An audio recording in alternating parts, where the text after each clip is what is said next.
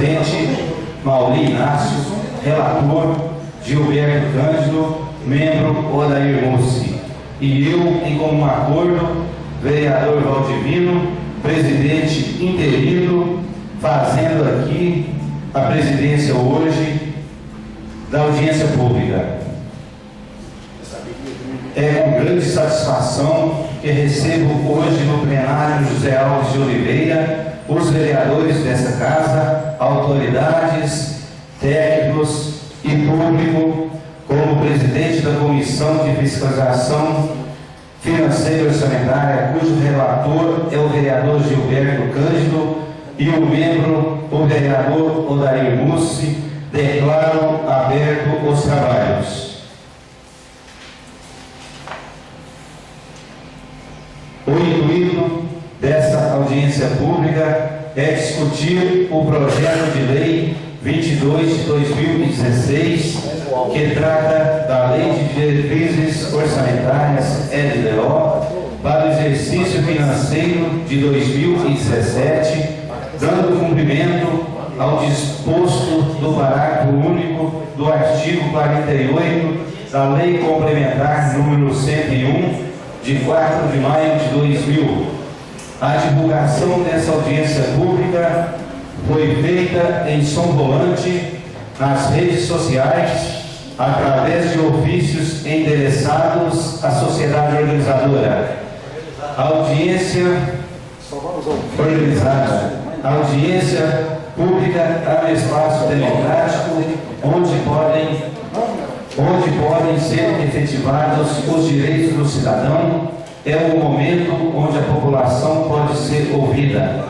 Inicialmente, será proferida a palestra com o Dr. Alderico Kleber de Borba. Em seguida, a palavra será concedida aos vereadores que queiram manifestar-se na ordem ao público presente, lembrando que ao público é necessário que se inscrevam com a secretária da Câmara para a melhor condução dos trabalhos. Convido agora para falar sobre o tema proposto o senhor Alderico Kleber de Borba, procurador da Câmara Municipal, cuja experiência profissional contribuirá para a qualidade de nossos debates. Por favor, doutor. Boa tarde a todos. Antes da gente comentar alguns tópicos da LDO, separei um vídeo ali, vou pedir ao pessoal da assessoria para executar. Está tudo muito bem nessa nossa cidade de desenho, não é mesmo? Tudo funcionando, tudo no lugar. Agora, já imaginou uma cidade sem orçamento público?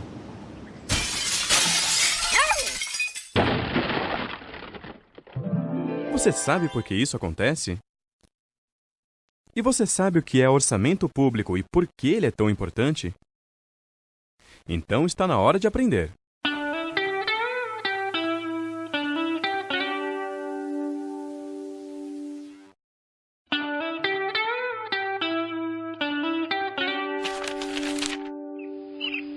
É muito bom quando tudo está funcionando direitinho. Nada quebrado, nada faltando, tudo no seu lugar. Mas a verdade é que nem sempre é assim. Veja o exemplo do Cadu. Já está há mais de 2 horas esperando por atendimento neste posto médico. Já disseram para ele que ali falta gases, gesso, remédios e que o número de médicos e enfermeiros é insuficiente para atender o tanto de gente que chega buscando ajuda. E sabe como ele foi parar ali? Há anos que prometem construir uma quadra de esportes para o pessoal poder jogar futebol. Como até hoje essa quadra não virou realidade, Cadu e seus amigos batem bola num terreno baldio mesmo, em péssimas condições. Bastou um buraco no caminho do nosso craque e pronto, pé machucado. E corre todo mundo com o coitado do Cadu pro posto de saúde. E o jogo ainda estava 0-0. Todos esses problemas, a falta de espaços de lazer adequados, o posto de saúde que não tem nem material nem funcionários suficientes, a escola que não recebe dinheiro para reformar suas instalações, tudo isso tem a ver com orçamento público. Mas as coisas boas também têm a ver com orçamento público. O caminhão de lixo que passa todo dia, a iluminação das ruas à noite, o treinamento dos bombeiros para socorrer as pessoas. Para prestar esses serviços e manter as nossas cidades funcionando, o governo precisa de dinheiro. Por isso, ele arrecada recursos que, em sua maior parte, vêm dos tributos que a população paga. Todas as pessoas pagam impostos. É com esse dinheiro que o governo tem que resolver os problemas da população. Por exemplo, construir postos de saúde, comprar aparelhos de raio-x, remédios, contratar médicos e enfermeiros, tudo que o Cadu agora sabe muito bem como faz falta. O orçamento público é o documento que mostra quanto de impostos, taxas e contribuições o governo recolhe e quanto ele gasta em cada área. Então, agora você já sabe. O orçamento público mostra duas coisas importantes: quanto o governo arrecada da sociedade e como ele gasta esse dinheiro. No próximo vídeo, vamos ver como é feito o orçamento no Brasil.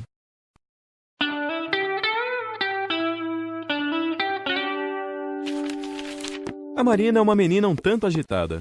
Gosta de fazer tudo ao mesmo tempo. Arrumar o quarto, estudar, conversar com os amigos, passear com o cachorro, jogar vôlei, tocar violão, comprar roupas. É, Marina, uma hora não vai dar certo. Agora, imagine um governo que precisa cuidar de uma cidade inteira, de um estado, de um país. Lembre que o governo cobra tributos para ter dinheiro para poder resolver os problemas da população. E todos nós sabemos que são problemas graves. Problemas na educação, na segurança, nos transportes, na saúde. São tantos problemas que não dá para resolver todos de uma vez. É preciso escolher quais serão enfrentados primeiro, ou seja, é preciso definir prioridades. Por isso, antes de fazer o orçamento, o governo prepara uma lei, chamada Lei de Diretrizes Orçamentárias, a LDO. É a LDO que define o que é mais importante e como o governo deve montar e aplicar o orçamento a cada ano. Agora, tanto a LDO quanto o orçamento seguem um plano maior, que define os grandes investimentos que o governante irá realizar no seu mandato. Esse plano é o chamado Plano Plurianual, ou PPA. Ele define, por exemplo, as rodovias e as hidroelétricas a serem construídas, os aeroportos a serem reformados, os museus a serem restaurados. Mas não são somente obras. O PPA também define ações do governo como financiamentos aos agricultores, compra de equipamentos para hospitais e delegacias e muitas outras despesas. Portanto, temos 3 importantes leis orçamentárias: o PPA, a LDO e a Lei Orçamentária Anual, a LOA, que é o orçamento propriamente dito, cada qual com uma função. Para ficar mais fácil, vamos imaginar uma partida de futebol. As regras do jogo, o que pode ou não pode ser feito, são definidas na LDO, na Lei de Diretrizes Orçamentárias. Já o planejamento do campeonato é o PPA, o Plano Plurianual. Agora, a partida de futebol, o jogo mesmo, esse é o orçamento, que é a LOA, a Lei Orçamentária Anual. Resumindo, o sistema orçamentário brasileiro começa pelo Plano Plurianual, o PPA, que define estratégias, diretrizes e metas da administração pública para um período de 4 anos. Temos também 2 leis anuais. A Lei de Diretrizes Orçamentárias, a LDO, que traz as regras para elaborar e executar o orçamento do ano seguinte, definindo também as prioridades e metas do governo, e a Lei Orçamentária Anual, a LOA, que estima as receitas e programa as despesas de cada ano de acordo com as prioridades do PPA e as regras estabelecidas pela LDO. Nenhuma despesa pública pode ser executada sem estar prevista na Lei Orçamentária Anual. Por isso ela é tão importante.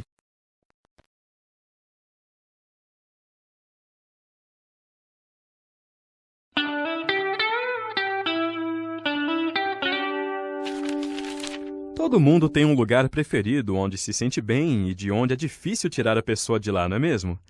Uns preferem a praia, outros o parque, o clube, a escola, o shopping. Mas sabe qual é o lugar preferido do Léo? O quarto dele. É ali que o Léo faz as coisas que mais gosta. Vê TV, ouve música, conversa com os amigos na internet, joga videogame. Ele pode passar horas fazendo isso. Agora, sabe do que o Léo não gosta? Quando falta luz. Bom, então para o Léo não ficar triste, o que precisa ter sempre na casa dele é energia elétrica. Mas ter luz em casa não é uma coisa tão simples quanto parece. É preciso gerar essa energia e fazer com que ela chegue à casa das pessoas. E para isso, o governo precisa fazer grandes investimentos, como a construção de estações de energia, linhas de transmissão e usinas hidrelétricas. A construção de uma hidrelétrica, por exemplo, é uma obra extremamente complexa e cara, que exige, antes de tudo, planejamento. Para grandes investimentos como esse, o governo elabora a cada 4 anos um plano, que é discutido e aprovado como lei pelo Congresso Nacional. Esse plano é chamado de Plano Plurianual, também conhecido como PPA. É o PPA que define para um período de 4 anos as grandes prioridades nacionais e regionais, com metas para cada área de atuação: saúde, educação, saneamento, transportes, energia, entre outras. Podemos dizer que o PPA é a grande lei de planejamento do país. É ele que faz o vínculo entre o plano estratégico do governo e os orçamentos de cada ano. Mas não são apenas grandes obras que estão no PPA. O governo também inclui no plano os gastos necessários para garantir a oferta permanente de determinados serviços públicos. Por exemplo, no caso da agricultura, o PPA prevê tanto as obras para a construção de armazéns para estoque, como também ações de financiamento e garantia de compra da produção para a distribuição de cestas básicas à população carente. E é importante saber que nem todos os investimentos públicos estão no PPA do governo federal. Há outras ações que ficam a cargo dos estados e municípios. Cada um deles tem suas próprias leis orçamentárias, inclusive seus próprios PPAs. Isso porque cada esfera de governo, federal, estadual ou municipal, tem suas próprias responsabilidades. Por exemplo, entre as ações que cabem aos municípios estão calçamento de ruas, transporte urbano, coleta de lixo, etc. Os estados, por sua vez, são responsáveis, por exemplo, pelo combate aos crimes comuns, reprimidos pela Polícia Militar e investigados pela Polícia Civil. Também formulam e executam políticas em áreas de competência comum com os governos federal e municipais, como educação, saúde e desenvolvimento urbano. Todas essas despesas são executadas com dinheiro recolhido por meio de impostos e contribuições de taxas municipais ou estaduais, de recursos transferidos pelo governo federal e de outras receitas como empréstimos de instituições públicas e privadas. Então, agora você já sabe que para garantir os investimentos para as grandes obras e a oferta permanente de serviços públicos, o país conta com uma lei que é aprovada a cada 4 anos, o Plano Plurianual, também chamado de PPA, e que cada esfera de governo, municipal, estadual e federal, tem suas próprias responsabilidades e, por isso, seus próprios PPAs. No próximo vídeo, vamos ver como é elaborado o PPA federal.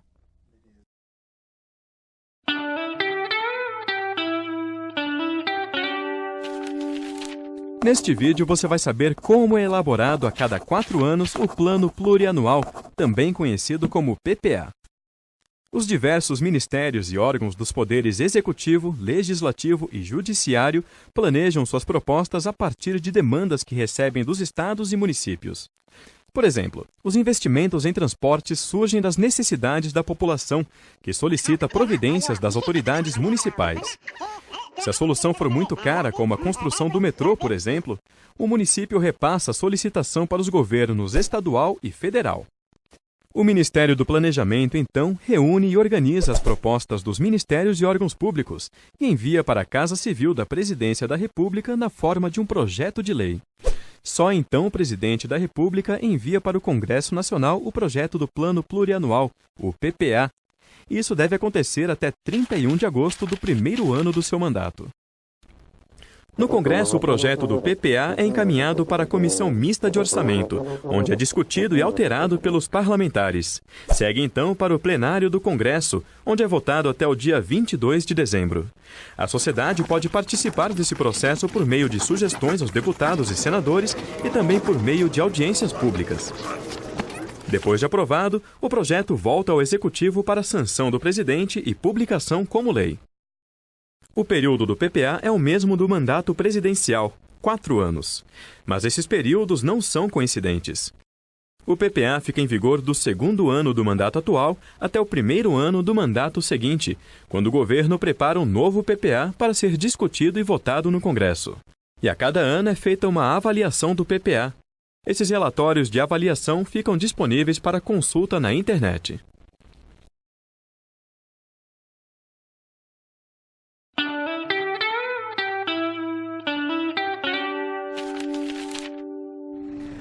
Você já sabe que para realizar é preciso planejar, e que no caso do orçamento público, o governo trabalha com um planejamento de médio prazo, chamado Plano Plurianual, ou simplesmente PPA. É no PPA que são definidas as grandes prioridades nacionais e regionais para cada período de 4 anos. Mas antes de se fazer o orçamento de cada ano, o governo prepara e encaminha para ser discutida no Congresso uma outra lei, chamada Lei de Diretrizes Orçamentárias, conhecida como LDO. É essa lei que diz como deverá ser feito o orçamento anual e quais são os gastos mais importantes para aquele período. Para entendermos melhor como funciona e para que serve a LDO, vamos ver o exemplo da família do Léo. Há tempos que o seu Almir, o pai do Léo, vem querendo levar toda a família para uma viagem por várias cidades do Brasil. Ele acha que a viagem será importante para os filhos saberem como o país é grande e como é diversa e rica nossa cultura. Já tinha inclusive começado a separar uma parte do salário todo mês para poder realizar esse plano. O problema é que nem sempre as coisas saem como planejamos, não é mesmo? Uma noite caiu uma chuva daquelas, de deixar até o gato assustado. Caía tanta água e ventava tanto que uma parte do telhado da casa foi embora. Se não bastasse todo o estrago que a chuva fez dentro de casa, o seu Almir logo percebeu que ia ter que providenciar o conserto do telhado o mais rápido possível. Não dava para esperar a próxima chuva, não é mesmo? Por isso, uma coisa ele sabia. A prioridade agora, na hora de fazer o orçamento de casa, é consertar o telhado. A viagem vai ter que esperar mais um pouco.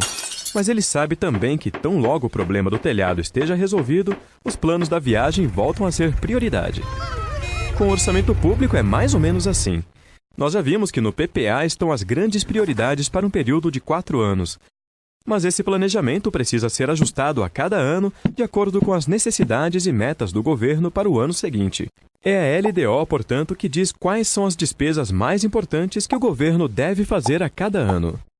Por isso, podemos dizer que é a LDO que faz a ligação entre o plano estratégico de médio prazo, estabelecido no PPA, com o plano operacional de curto prazo, representado pelo orçamento anual. Além de definir quais são as prioridades que deverão estar no orçamento anual, a LDO traz uma série de regras para elaborar, organizar e executar o orçamento. Ela ainda indica, por exemplo, de quanto será o reajuste do salário mínimo e quanto o governo precisa poupar todo ano para pagar sua dívida. A LDO também define regras como a que proíbe o envio de dinheiro do governo federal para ONGs comandadas por parentes de políticos. Você sabia disso? Outros assuntos que a LDO traz são as eventuais alterações na cobrança de tributos e as regras temporárias para o caso do orçamento não ser aprovado até o final do ano. A Lei de Diretrizes Orçamentárias define ainda a política de investimentos das agências oficiais de fomento, como o Banco Nacional de Desenvolvimento Econômico e Social, o BNDES, o Banco do Nordeste, o BNB, e o Banco da Amazônia, o BASA. Essas instituições usam recursos públicos federais para financiar projetos que promovam o desenvolvimento do país. Se você abrir a LDO federal, vai ver que ainda há vários outros assuntos tratados nessa lei. Isso porque a Lei Geral de Finanças Públicas, prevista na Constituição de 1988, ainda não foi aprovada, e por isso a LDO trata de vários assuntos que deverão estar nessa lei. No próximo vídeo, vamos ver como é elaborada a LDO.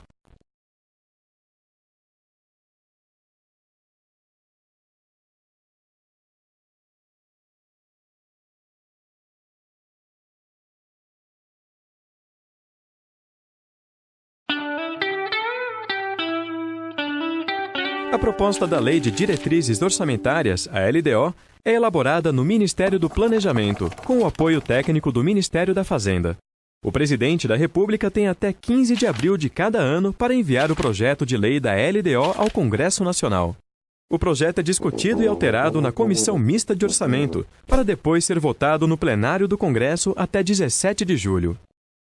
É o único projeto de lei que, se não for votado dentro do prazo, impede o Congresso de entrar em recesso.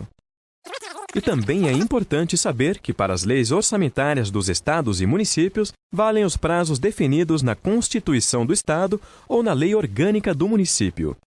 Somente se essas datas não estiverem fixadas é que valem os prazos determinados na Constituição Federal.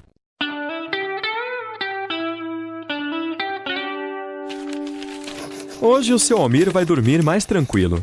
Ele finalmente conseguiu, com a ajuda do Léo e do resto da família, fechar o orçamento da casa para o ano que vem. É assim que o seu Almir faz para ter certeza que as principais necessidades da família serão todas atendidas. Vai todo mundo se alimentar bem, ter saúde, estudar e a casa vai ficar em ordem. E ele está mais feliz ainda porque depois de prever todo o dinheiro que a família vai receber no próximo ano e programar todas as despesas da casa, ele percebeu que ainda vai poder levar todo mundo para viajar nas férias do jeito que ele queria. O que ele precisa agora é só seguir direitinho o que está naquela planilha ali em cima da mesa. Apesar de falar em milhões e bilhões de reais, o orçamento federal lembra o orçamento doméstico. Ele inclui toda a programação de gastos da administração pública, desde o pagamento de pessoal, de aposentadorias, saúde, educação, até os investimentos das empresas estatais, que são aquelas controladas pelo governo. E como você já sabe, o orçamento público é, na verdade, uma lei, discutida e aprovada todo ano, chamada Lei Orçamentária Anual, também conhecida como LOA. Na LOA, os gastos do governo estão organizados por assuntos, ou como são chamados, por áreas de governo, como saúde, educação, transporte e segurança. E cada uma dessas áreas tem seus programas e ações orçamentárias.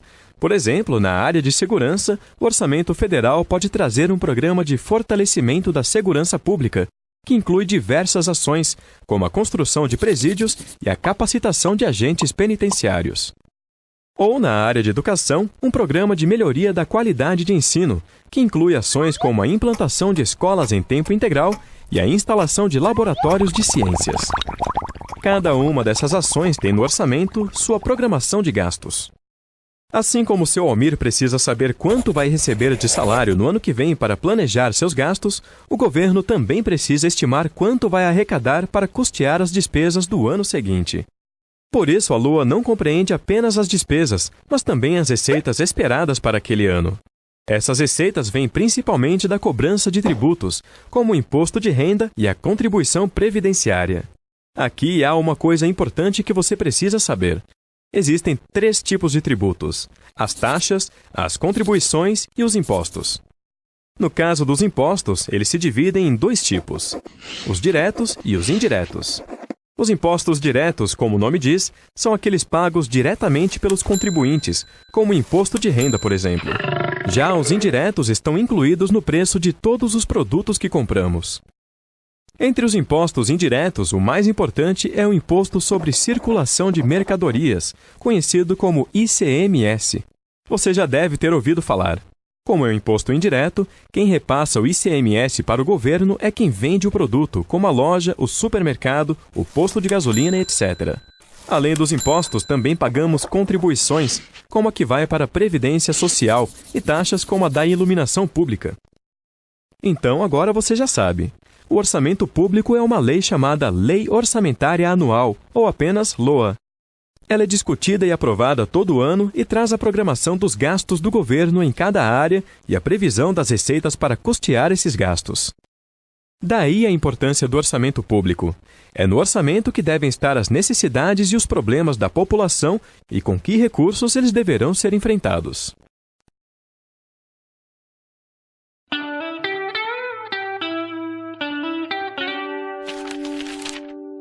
Vamos conhecer o percurso da Lei Orçamentária Anual, a LOA. Lembra que para elaborar o Plano Plurianual, o PPA, os ministérios e órgãos dos poderes Executivo, Legislativo e Judiciário planejam suas propostas a partir de demandas dos estados e municípios? Com a Lei Orçamentária Anual é a mesma coisa. Por exemplo, se uma comunidade sofre com a seca, mas não possui recursos para construir um açude que ajudaria a minimizar o problema, a Prefeitura pode solicitar providências do governo federal.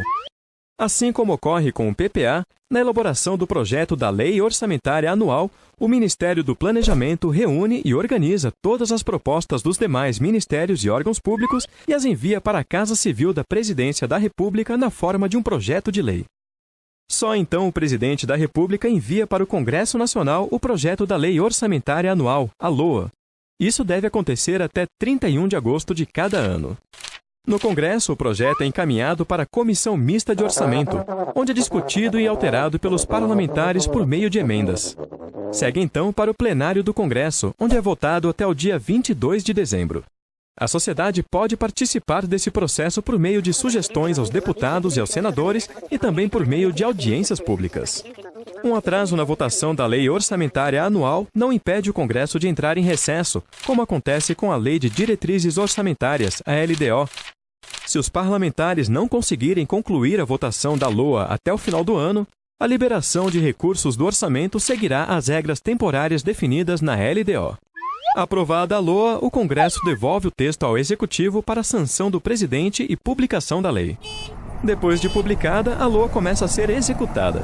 É aí que começamos a ver os problemas da população serem resolvidos, os serviços públicos prestados e as obras realizadas.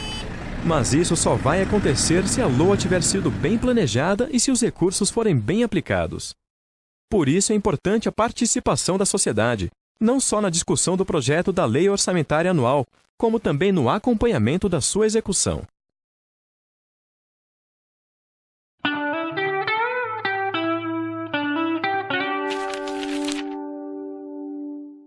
Vamos conhecer dois casais de amigos, o Carlos e a Rosa e o Francisco e a Teresa. Eles são amigos de longa data e têm muita coisa em comum. Para começar, trabalham na mesma empresa e, como exercem mais ou menos as mesmas funções, recebem salários praticamente iguais. Além disso, eles moram na mesma rua e em casas do mesmo tamanho. Mas uma coisa é bem diferente entre os dois casais. O Francisco e a Teresa não têm filhos, são só os dois.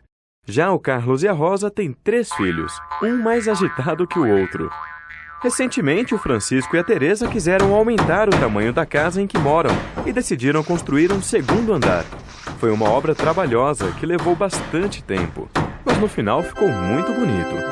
O Carlos e a Rosa, quando viram o resultado, pensaram na hora que deviam fazer o mesmo. Afinal, já era tempo de arrumar mais espaço para as crianças. Mas quando fizeram as contas, que pena. O dinheiro que ganhavam não era suficiente. Mas como então Francisco e a Teresa conseguiram aumentar a casa se o salário deles é o mesmo do Carlos e da Rosa? Não é difícil responder, não é mesmo? O Carlos e a Rosa têm 3 filhos. As despesas deles são muito maiores do que as do Francisco e da Teresa. Eles têm gastos que os vizinhos não têm, como a escola, por exemplo. E outros gastos pesam mais no orçamento, como o supermercado, a luz, o gás. Por isso, sobra pouco para outras despesas, como fazer melhorias na casa. Com o orçamento público é parecido. Apesar de arrecadar dinheiro com a cobrança de tributos, o governo não pode gastar esse dinheiro como quiser. Existem algumas despesas que são obrigatórias, que o governo não pode deixar de fazer. É o caso do pagamento da dívida pública, dos salários dos servidores, das aposentadorias, de benefícios como o auxílio-maternidade e auxílio-doença, das transferências que a Constituição define para estados e municípios, entre outras. Quando essas despesas obrigatórias aumentam muito, sobra pouco para fazer outros gastos que também são importantes para o desenvolvimento do país, como o financiamento de pesquisas científicas, a melhoria do ensino, a modernização de hospitais, a construção de estradas. Esses gastos que são tão importantes, mas não são obrigatórios, têm um nome esquisito. São chamados pelos especialistas de despesas discricionárias. O que acontece com o nosso orçamento público é exatamente isso.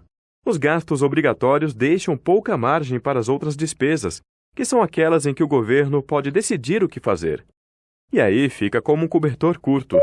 Se a gente esquenta a cabeça, esfria os pés. Se esquenta os pés, esfria a cabeça. Para aumentar esse cobertor, ou seja, para ampliar as despesas discricionárias e investir na infraestrutura do país, é importante calibrar bem as despesas obrigatórias e garantir a aplicação eficiente e eficaz dos recursos que sobram. Porque se isso não for feito, a alternativa que resta é cobrar mais imposto. Portanto, no orçamento público não existe mágica. Se algumas despesas não estão sendo feitas, é porque os recursos estão sendo direcionados para outros gastos ou podem não estar sendo bem aplicados. Cabe a nós acompanhar essas decisões. Antes de passar a palavra para os vereadores, gostaria de comentar alguns tópicos da LDO de São Otário desse ano, que traz algumas metas interessantes para São Otário. Obviamente que o interesse do município de São Otário é diferente. Por exemplo, tem aqui na LDO de São Otário construção de mataburros, né? É uma realidade local, diferentemente de, por exemplo, Belo Horizonte, uma necessidade de se ter LDO, construção de mataburros. Algumas prioridades em relação à educação. Construir um pró-infância para atendimento das crianças nos bairros Nossa Senhora de Fátima, São Geraldo, Sol Nascente, Liberdade, Alvorada e Santa Terezinha. Construir uma escola de tempo integral para atendimento das séries iniciais do distrito de Guarda dos Ferreiros, com um mínimo de 18 salas.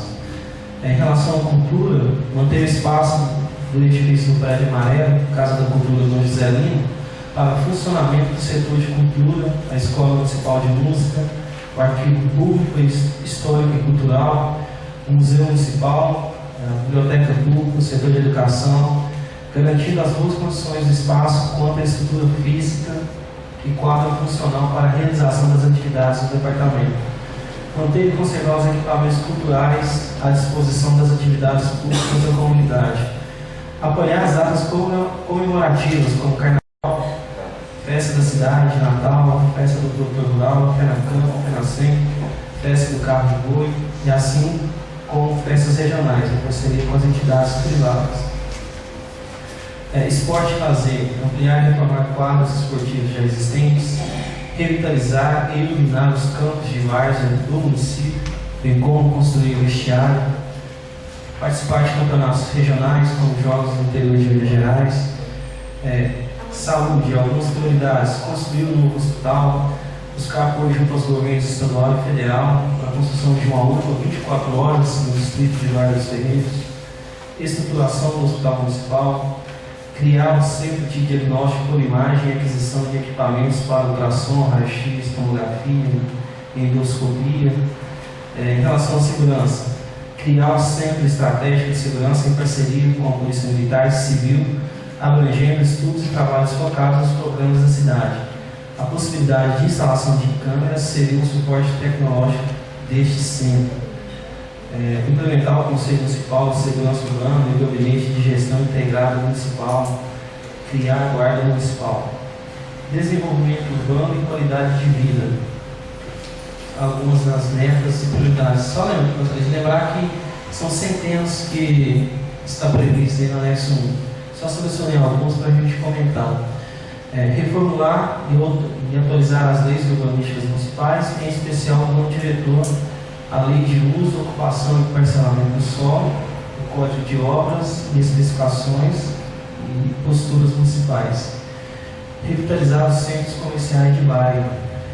Instituir, através da Política Nacional de Resíduos Sólidos e do procionar a reeducação do saneamento básico no município de São Otário, através de convênios com o Ministério das Cidades. Em relação ao sistema viário, mobilidade e transporte, elaborar o plano diretor de mobilidade urbana, implantar sinalização em todos os bairros, prevenindo acidentes de trânsito e garantindo a segurança das crianças e idosos do bairro, implantar nas principais avenidas sinalização indicativa para chegar aos órgãos públicos, construir um novo acesso rodoviário à cidade, extraindo o trânsito pesado das avenidas e ruas movimentadas, construção de pontes e mataburros, semáforo digital. Em relação ao meio ambiente, ampliar o programa de arborização de São Otário de Quero Verde, ampliar o programa de educação ambiental e meio ambiente, apoiar o CODEMA. Em relação à agricultura e pecuária, incentivar a formação de grupos através de condomínios, associações e cooperativas, colaborando e apoiando já existentes, ampliar o apoio técnico à produção, processamento, distribuição, transporte e customização de produtos. Em relação à assistência social, fortalecimento do Sistema Único de Assistência Social, implantar o CRAS, no distrito de Guarda dos Ferreiros, em relação à inclusão social e cidadania, ampliar os programas de transferência de renda federal e estadual, Bolsa Família e Renda Cidadã, implementar o programa Operação Trabalho Municipal, visando reinserir desempregados entre 29 e 39 anos ao mercado de trabalho, implementar o programa Começar de Novo Municipal para desempregados acima de 40 anos, implementar o programa Bolsa Trabalho e Aprendiz para aprendizes de 14 a 24 anos, em parceria com o programa Aprendiz Legal. Ampliar o Jovem, implementar o programa Juventude Cidadã para atendimento dos jovens desempregados de 16 a 24 anos. Em relação à democratização da gestão pública, implementar o orçamento participativo incluído na Lei de Diretrizes Orçamentárias. Criar o orçamento participativo jovem, concursos de formação e capacitação de delegados, conselheiros e coordenadores e realização do primeiro Fórum de Delegados Jovens com poder de deliberação. Em relação à modernização da administração pública, revisar o Código Tributário com diversos incentivos tributários. Incentivar as empresas micro, pequenas e médias e grandes a participarem de processos licitatórios. Unificar as redes de comunicação da Prefeitura. Essas são algumas das metas e prioridades que estão previstas na Lei de Diretrizes Orçamentárias para constar na Lei Orçamentária Anual que virá até 31 de agosto. Como a gente pode perceber, só mencionando algumas, há várias centenas delas no anexo 1, a gente pode perceber muita ficção, né? Realmente coisas que quem dera que se fossem implementadas, realmente fossem executadas pelo Executivo, mas como todo mundo sabe, o orçamento é uma peça de ficção, a gente costuma dizer na prática, que traz coisas muito belas, muito sublimes, coisas bonitas, coisas para se fazer. E a LDO ela traça justamente as diretrizes para elaborar a lei orçamentária anual com as metas e prioridades da administração. E a lei orçamentária anual tem que ser elaborada de acordo com o que está estabelecido na LDO. A gente espera que o Executivo realmente cumpra, não vou dizer 10%, mas 1% que se propõe, né? Aqui já estaria de bom tamanho para o município de São Gonçalo. Se alguém estiver assistindo, tiver alguma sugestão, tiver alguma dúvida, quiser a gente pesquisar algumas outras metas aí da administração, pode ficar à vontade.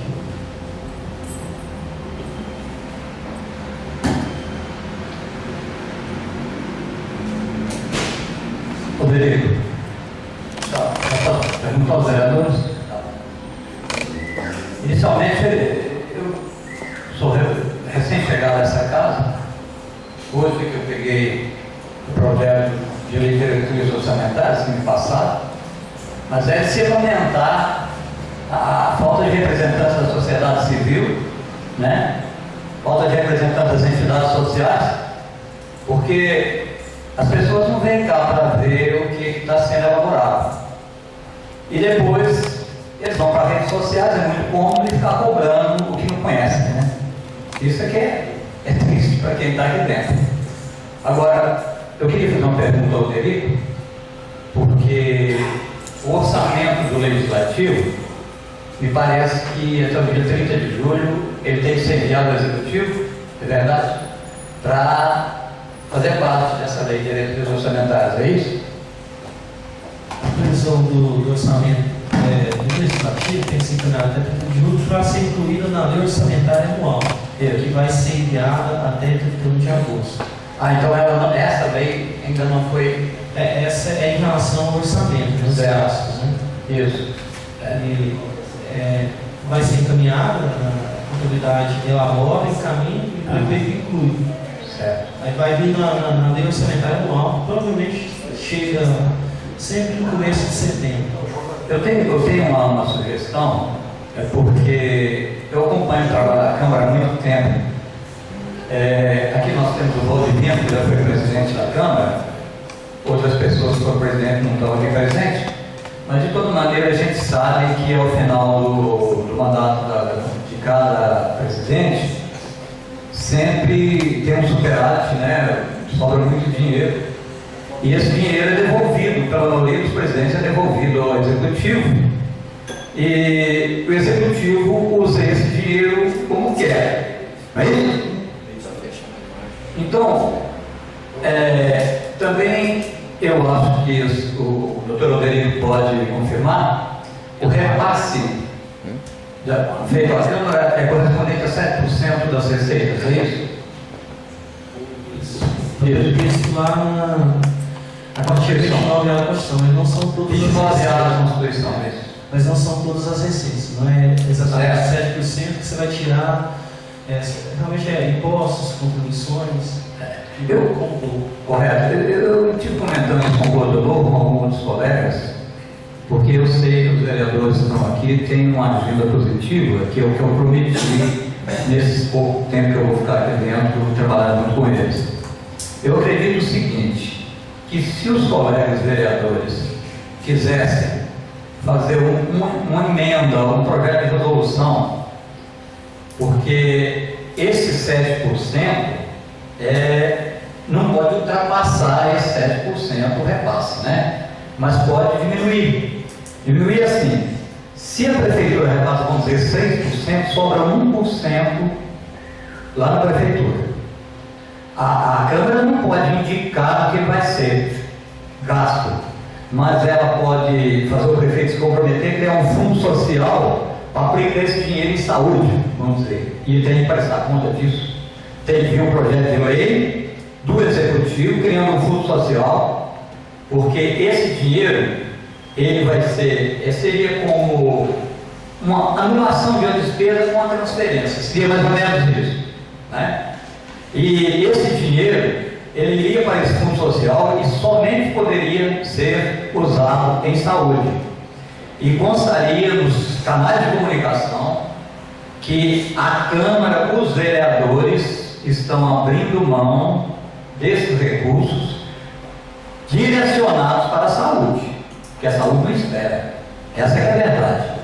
Então, o que a gente pensa aqui é agir em defesa da população, sem necessidade de, como eu vi, não agora nessa atual legislatura, mas eu já vi presidente de Câmara aqui devolver 550 mil reais para a prefeitura no dia 31 de dezembro, quando ia entrar outro prefeito, e esse dinheiro ele foi transferido quase diretamente da conta da Câmara para uma conta do Carmo do Paranaíba. Então, assim, são coisas absurdas. A gente não tem, então, o conhecimento desse dinheiro da Câmara onde que foi usado. Agora, se nós criamos aqui um projeto de resolução, abrimos mão disso, e é criada uma lei com fundo social, onde o prefeito é obrigado a dizer onde que esse dinheiro foi, a gente fica mais tranquilo de saber como foi usado o dinheiro que a Câmara economizou ao longo de 4 anos, porque isso passaria a valer a partir do ano que vem, não é verdade? Então, essa é uma sugestão que a gente pode debater com os colegas. Vou trazer isso por escrito para cada um, e se acharem que é uma medida boa, nós vamos tentar entrar em contato com o Executivo, que eu não converso com o prefeito, tem 1 ano e meio que eu não vejo ele, mas vamos lá, vamos chamar ele, vamos conversar, falar, você manda um projeto do Executivo criando esse fundo social, e se a Câmara como um todo concorda com essa diminuição de repasse em favor da saúde. Isso é o que eu tenho a apresentar, e gostaria de saber do Dr. Alderico a viabilidade de um projeto de tal modo. É isso. Obrigado. Em relação ao repasse, que por obrigação constitucional do Executivo, ele não pode ser nem a maior nem a menor, né? Porque seria crime de responsabilidade do prefeito. Teria que ser os 7%. Mesmo que a Câmara não gaste 7%, ele tem que repassar, porque senão responde por crime de responsabilidade. Da mesma forma que ele responde se ele passar um valor maior. Doutor, mas dá licença, mas o artigo que o senhor citou aí, da Constituição, 29A, ele fala que a 29A, né? fala que os gastos não poderão ultrapassar os percentuais, né? 7% para municípios com população de até 100 mil habitantes, né? Quer dizer, não poderá ultrapassar os 7%. Quer dizer que ele pode ser um pouco menos do que isso. O Decreto-Lei 201, ele fala que é crime de responsabilidade do prefeito deixar de repassar o valor devido do ODESP para a Câmara Municipal. Inclusive, pode ter as contas reprovadas pelo Tribunal de Contas. Quer dizer que, mesmo que a Câmara efetivamente não gaste esse dinheiro. O que acontece normalmente na prática? Os presidentes devolvem, ou de forma mensal, ou semestral, ou ao final do ano, o valor que não se está. Então teria que ser feito um projeto de lei falando de devoluções mensais, a partir de um levantamento das despesas da Câmara, vamos dizer, com determinado acréscimo, porque a gente não sabe o que se gasta aqui dentro. Então, a cada mês, esse dinheiro seria devolvido ao Executivo e já iria direto para esse tal Fundo Social criado. Assim, é complicado também a Câmara dar essa destinação, porque seria o Legislativo interferindo na gestão orçamentária do Executivo. Não, mas a Câmara simplesmente repassaria para o Fundo Social. Exatamente, porque para quem é o responsável por executar o orçamento, inclusive, esse é o Fundo Social Municipal, é o prefeito. Aí teria que ser um acordo mais que verbal mesmo, como acontece na prática. Pois é porque é um projeto de lei na criação desse Fundo Social, né? E lá ficaria definido o que o prefeito teria que fazer com aqueles recursos. Quer dizer, ele faria, ele que manda o projeto. Exatamente, eu entendi isso, aí só falando, o prefeito não ficaria obrigado. Mas como não ficaria obrigado? Se tem o recurso destinado, se tem uma contabilidade, ele teria que aplicar todo aquele montante na área de saúde, ou então para as entidades sociais cadastradas na prefeitura. E a obrigatoriedade de aplicação desses recursos ficaria condicionada a essa lei que seria votada aqui, seria votada pela Câmara. Sim, você criaria uma rubrica do orçamento para devolução de dinheiro, etc. Mas eu estou te falando, não é uma garantia de que o prefeito efetivamente vai cumprir. Assim como todas as rubricas do orçamento. De qualquer maneira, eu acho que se nós voltamos a uma lei que o prefeito não cumprir, é crime de responsabilidade. Que o prefeito, constitucionalmente, tem que cumprir os índices mínimos de gasto com saúde e educação. É previsto. Doutor, eu só quero que o senhor saiba o seguinte, que eu estou falando em nome de todos os colegas vereadores aqui, assim, que a gente não quer lavar as mãos. O que nós queremos é criar uma ação concreta que possa reverter em benefício para a população. E mais dizendo que eu não sou candidato, não. Eu, fim do mandato, eu me afasto da política. Mas eu acho que é a nossa obrigação de estar aqui dentro zelar pela população. Então, eu me sentiria confortável se isso acontecesse e gostaria de dividir todos esses frutos com os colegas vereadores. É isso. Tem uma ideia boa. Depende da boa vontade do prefeito. Assim como o orçamento também tem várias rubricas que nem são executadas, realmente é discricionário do prefeito mesmo nesse ponto. Mas é uma ideia boa para se fazer. A Câmara sempre devolve dinheiro para o Executivo ao final do mandato, depois do mandato, principalmente agora, nesse período de crise financeira. Justamente. Sempre está socorrendo o Executivo. Aí o que eu vejo é isso, que a gente teria consciência do produto final daquilo que a gente fez. Agora, você repassar 600, 700 mil reais de uma vez e o caboclo usando para pagar uma gráfica não sei aonde, não, para com isso. É isso. Boa noite a todos. Olha, doutor, fui presidente desta casa, conduzi os trabalhos juntamente com os vereadores, com todos vocês no ano passado. Conforme o Tarcísio disse aí, concordo plenamente com ele. Por quê, doutor?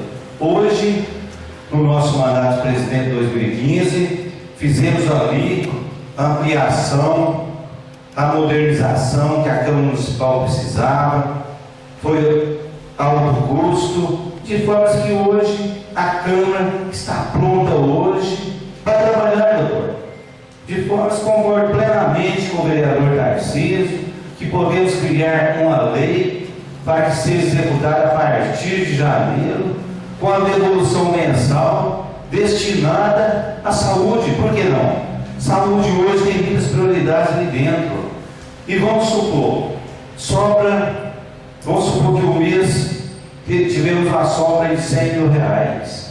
É avaliado que na realidade a Câmara tem que ter um caixa, tem que ter prioridades, vai ser devolvido um certo percentual daquele dinheiro. Porque quando fui presidente aqui o ano passado, além das melhorias, computadores, obras, tudo que fizemos aqui, a Câmara fechou o caixa final do ano tranquilamente, fiz devolução ali, várias devoluções mensais, senhor Tarcísio. No final do ano ainda, pagando todos os tributos, funcionários, tudo, ainda fizemos ali uma devolução também para a Prefeitura Municipal. Quer dizer, hoje a Prefeitura está modernizada, tem salas para atender os funcionários, todo vereador hoje tem sua sala, de forma que tem os carros, a Prefeitura está pronta hoje, a Câmara hoje está pronta realmente para fazer essa devolução a partir de 1º de janeiro, conforme o percentual que vai sobrando e as prioridades do novo presidente. Sou a favor também, senhor Tarcísio, por uma justa causa, que tenhamos aqui uma devolução mensal a partir de janeiro. Obrigado.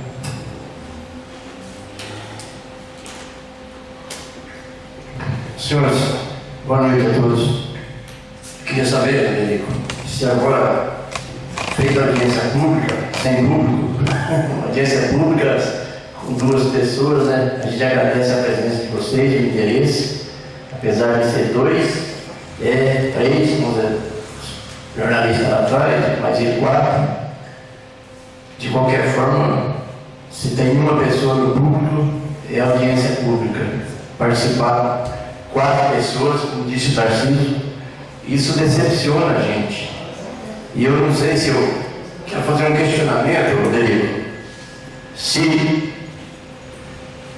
essa lei, quando ela vai ser criada e elaborada, não teria que ser feita uma discussão com a sociedade antes da elaboração, por exemplo, convidar as escolas, as creches, as entidades, as instituições, para que as pessoas participassem diretamente da elaboração da lei, fizessem as sugestões antes da elaboração, para que quando chegasse aqui, ela não fosse uma lei criada apenas no gabinete do prefeito. Da mesma forma que a gente tem o interesse, como disse, de devolver o dinheiro para a sociedade, para que seja aplicado em saúde, também tinha que ter a participação da cidade, da população, na criação da lei, dessa própria lei. Então, bem antes, eu acredito que deveria ter sido convocado audiências nas escolas, com diretores de creche, sindicato, cooperativas, para que eles também participassem da elaboração dessa lei. Esse é um pensamento meu. E a outra coisa que eu já quero deixar feito aqui, um esclarecimento, se agora, depois de feita a audiência pública, os vereadores devem poder fazer emenda aqui, colocando sugestões nessa lei. Porque o Tarcísio tem lá o distrito onde ele vive, o Adriano tem o distrito de Guarda Ferreira onde ele vive, eu tenho também um outro distrito, tem os bairros da cidade, e de repente algum vereador ainda quer colocar alguma sugestão aqui dentro, para posteriormente ir para o orçamento. Porque se não tiver aqui, também depois eu acredito que não pode ir para o orçamento. É isso que eu quero saber, se é possível ainda a gente dá mais uns dias de prazo para que os vereadores façam aqui as suas emendas. Em relação às emendas, ainda está no prazo regimental ainda para apresentar. Inclusive podem ser apresentados até no dia da reunião. Mas qual é o prazo? Porque a gente tem que prazo ainda para votar essa lei. Na realidade, o prazo é até 30 de junho, né? que se não for votado, não é impedir recesso. Teoricamente, assim, não tem um prazo estipulado. Seria até 30 de junho, não votando, não se pode decretar recesso parlamentar.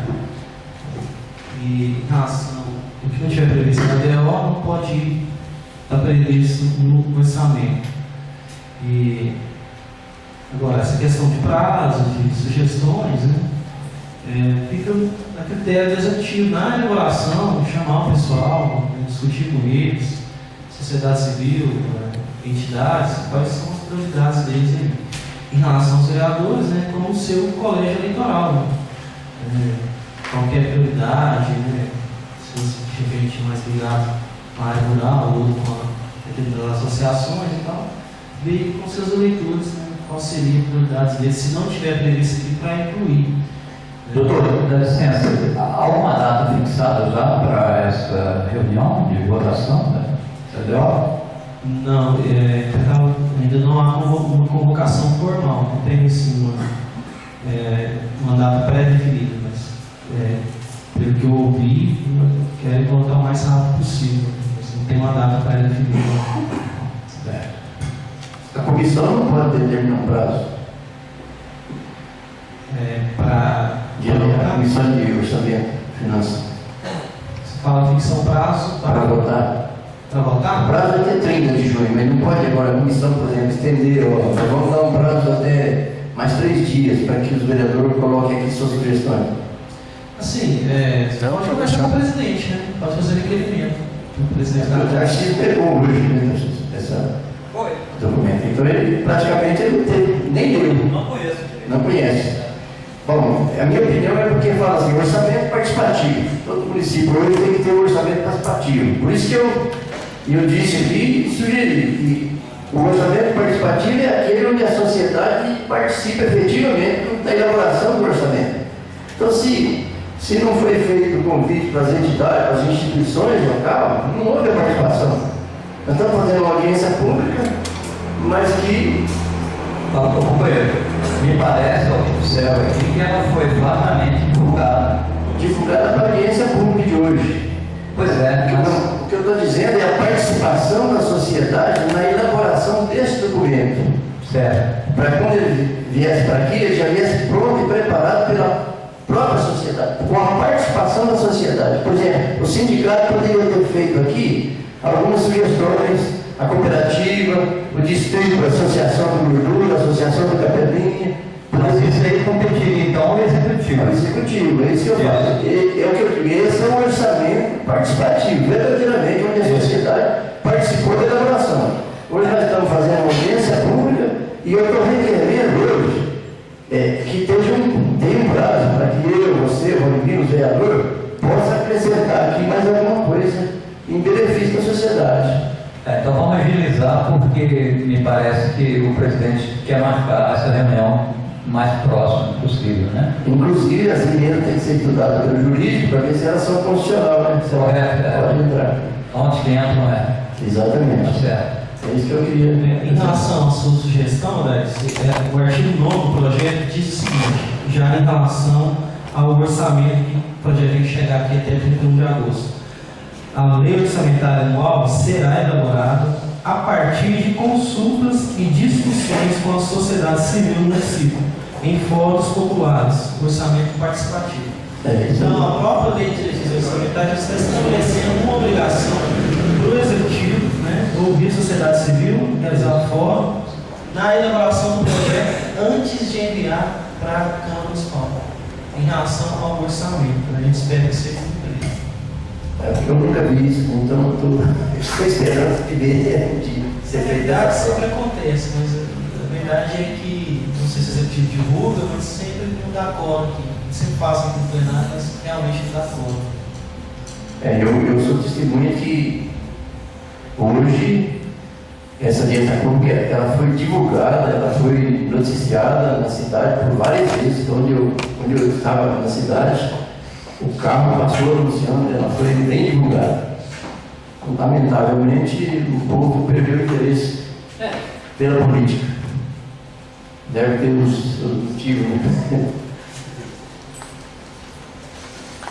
É só o que eu tinha para dizer, obrigado.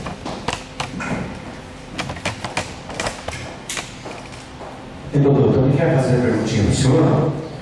Doutor, por exemplo, igual a gente vê ali, o deputado, por exemplo, ele tem ali uma destinação de verbas para poder fazer o projeto, o pessoal elabora o projeto, manda para ele, para vir recursos. Não seria possível, por exemplo, a Câmara dando uma emenda para que seja destinado um tanto de verba no próximo mandato para cada vereador, para que ele possa ver no seu bairro, ver aonde quer que seja dentro do município, para elaborar um projeto e mandar para o prefeito para que seja executado determinada obra, alguma coisa que a associação precise, para favorecer às vezes o trabalho hoje do prefeito municipal. Você deveria 13 vereadores para também estar auxiliando aí hoje em pequenas obras que existem no município que infelizmente às vezes passa 4 anos e aquela pequena obra não foi feita. Por quê? O prefeito não destinou uma verba para aquela obra, não destinou aquele recurso, não deu prioridade para alguma obra no bairro, ou que seja na zona rural que tem sido feita, às vezes por descuido e às vezes porque não priorizou. É possível isso aí, doutor, ou não? Essa vinculação não é possível. Vocês podem fazer indicação, pedido de prudência.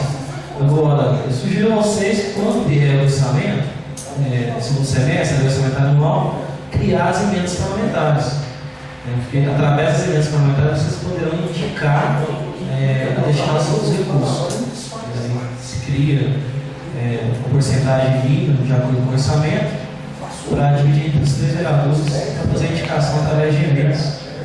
Vocês podem destinar para a base de vocês, associações, entidades, entre outras prioridades aí. Sugiro criar no orçamento anual as emendas parlamentares. Ah, sim. Aí no caso, então, aí fica mais fácil então do vereador trabalhar na sua base. Exatamente como acontece com deputados estaduais, deputados federais, eles destinam para suas bases, através de emendas parlamentares, recursos. Da mesma forma, vocês podem criar aqui na lei municipal. Não é costume se fazer como se não tem. Vocês podem criar na lei orçamentária anual, que vai vir no segundo semestre, para a partir do ano que vem, aí obrigatoriamente o chefe executivo vai ter que destinar para essas emendas dos vereadores. Emenda parlamentar municipal. Ah, não, Sérgio, não, obrigado. Boa noite, senhor presidente. Boa noite aos colegas, ao público presente que nos acompanha. Essa questão, senhor Valdemiro, da gestão do presidente Genésio, do Tisco, ele trouxe aquele assessor de Araxá, não sei se o senhor está lembrado, e foi proposto isso aí, a própria Câmara rejeitou. Nós fizemos um estudo com ele, fizemos um trabalho, se não me engano, era um valor de R$700 mil, que seria para cada vereador, e na hora de votar, os próprios vereadores rejeitaram isso aí. Então não houve um consenso nesse sentido. Agora, eu acredito e tenho certeza que o que precisa ser feito é uma maior conscientização da participação de todos envolvendo esse processo. Nós estamos cobrando a presença do público, mas nós somos 13 vereadores e quantos estão aqui? Eu acho que nós estamos sendo incoerentes, porque são quantas pessoas? 2 pessoas e os 3 repórteres.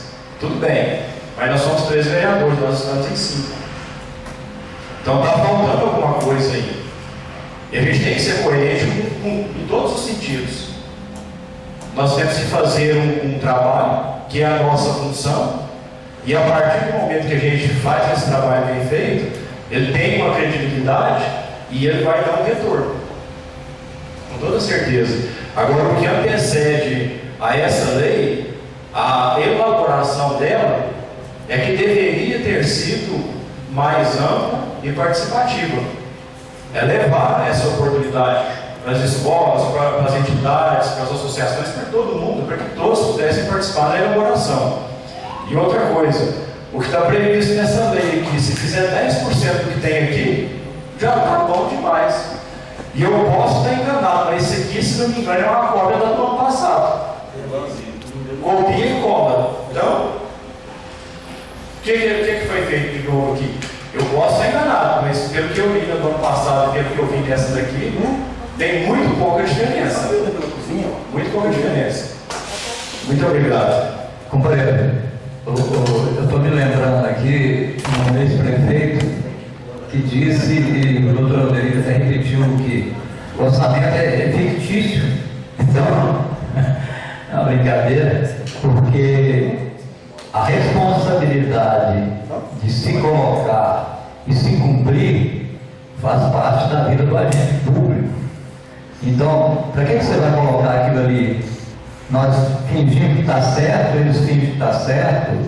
Então, uma coisa assim, eu compro muito isso. Na vida pública é preciso de ações mais concretas, é preciso de responsabilidade. Isso está faltando muito.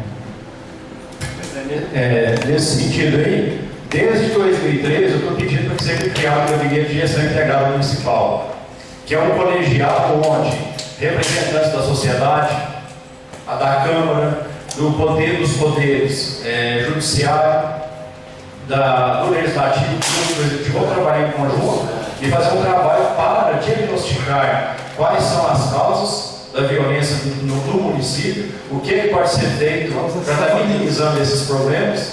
E é um pedido que eu estou fazendo desde 2013, que está previsto aqui agora, de ser criado esse gabinete. De onde foi que me partiu essa sugestão? Eu conversei com o Tenente Ferreira, que estava no secretário de 2013, eu vou para olha, dá uma olhadinha, carga tem, funciona, que é uma beleza, é uma coisa que tem um custo baixíssimo e os resultados são fora do comum. Por que os resultados são muito grandes? Porque a cada mês, todas essas pessoas têm que reúne o prefeito, reúne a Câmara, reúne o delegado de polícia, reúne o comandante da Polícia Militar, o promotor, o juiz, e é feita uma reunião onde são debatidos os problemas que aconteceram naqueles 30 dias que passaram e faz isso uma projeção para estar trabalhando nos 30 dias seguintes. Então, quando termina a reunião, não tem que avisar ninguém, não tem que fazer memorando nenhum, todos já saem dali sabendo o que compete a ele fazer naqueles próximos 30 dias. O legislativo sai com as suas atribuições, o delegado civil sai com as dele, o militar, o representante do judiciário, o executivo, e cada um vai fazer o seu trabalho naqueles 30 dias. 30 dias depois, volta-se para outra reunião, tem que se fazer um relatório do que fez ou não fez naqueles 30 dias. Então é um trabalho que é simples, como eu disse, de custo baixíssimo e que tem um resultado muito grande. Por quê? Você faz um diagnóstico, você encontra onde estão acontecendo os problemas, por que eles estão acontecendo e o que pode ser feito para minimizar aquilo ali. E nós estamos percebendo que a cada dia que passa, nossa cidade, de acordo com a realidade do Brasil, se torna cada vez mais violenta. E o que fazer em cima disso aí? Uma sugestão, esse gabinete. Nessas sugestões que tem aqui de segurança pública, bastaria só esse gabinete. Não precisaria mais nada. Se implantar esse gabinete, eu tenho certeza que a questão de segurança em São Gotardo vai ser muito melhor para todos nós.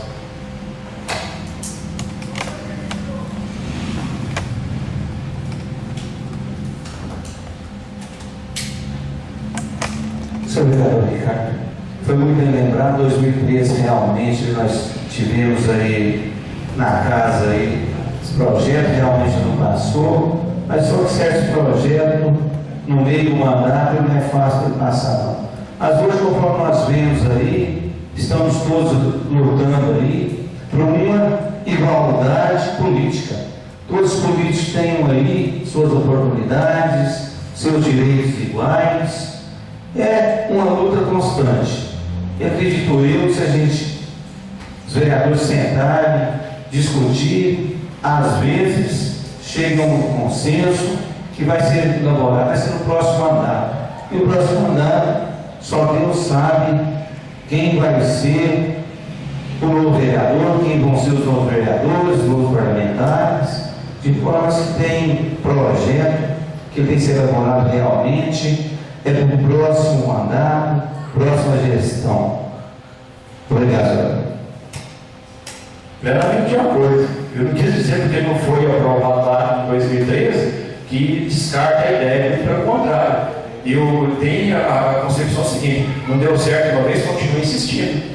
Quem sabe a gente possa então estar deixando esse presente para a próxima Câmara, né, para os próximos representantes. Eu sou totalmente favorável. E como quis votar em 2013, voto agora também em 2016 com o maior prazer.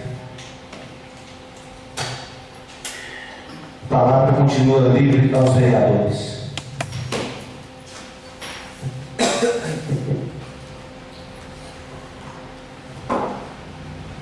Então, não temos nenhum inscrito hoje pela ordem de inscrição para fazer o debate, suas perguntas. Em nome da Comissão Fiscalizadora Financeira e Orçamentária e da Câmara Municipal, agradeço a todos pela presença e pela contribuição. Em nome de Deus, declaro encerrada esta audiência pública. E o mais, muito obrigado e boa noite a todos.